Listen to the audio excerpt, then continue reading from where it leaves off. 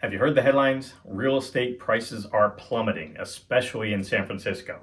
Seems like every day I hear that headline or something like that. But let's take a close look at it. Is that really what's going on? When you hear those headlines or you see the news stories, what they're talking about is the median list price year over year in a given area, in this case in San Francisco. And San Francisco, according to the national media, is one of the hardest hit in this metric. So what this is saying is every time that somebody puts a new house on the market, what is the average price of that? What was it before and what is it now? Let's take a look at it over the past 3 years. Looks like the high, at least for San Francisco, was right about here in 2020, where if a new home came on the market, it was at about $1.9 million. And if we look today, it doesn't take a mathematic wizard to see we have a significant decline. The average new house coming on market right now is 1.6 million. In the past couple years, that's about a 16% decline.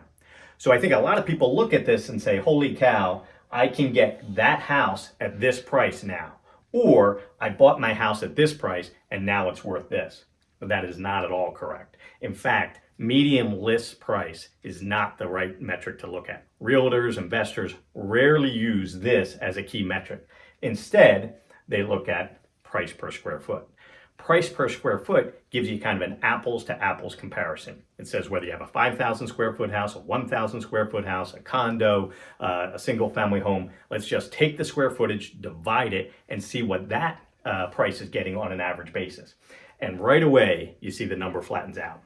If we want to take a high, probably the high for this market in price per square foot was in January of this year, 90-day average of 1,029.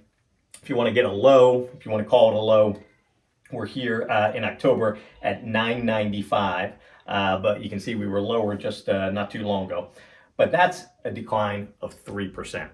So on an apples to apples basis, home prices have come down about 3%. So is that significant? Sure. If you're talking about $1 million house, that's $30,000. That's not insignificant. But the idea that there is some massive fire sale out there or one coming for homes is simply not true.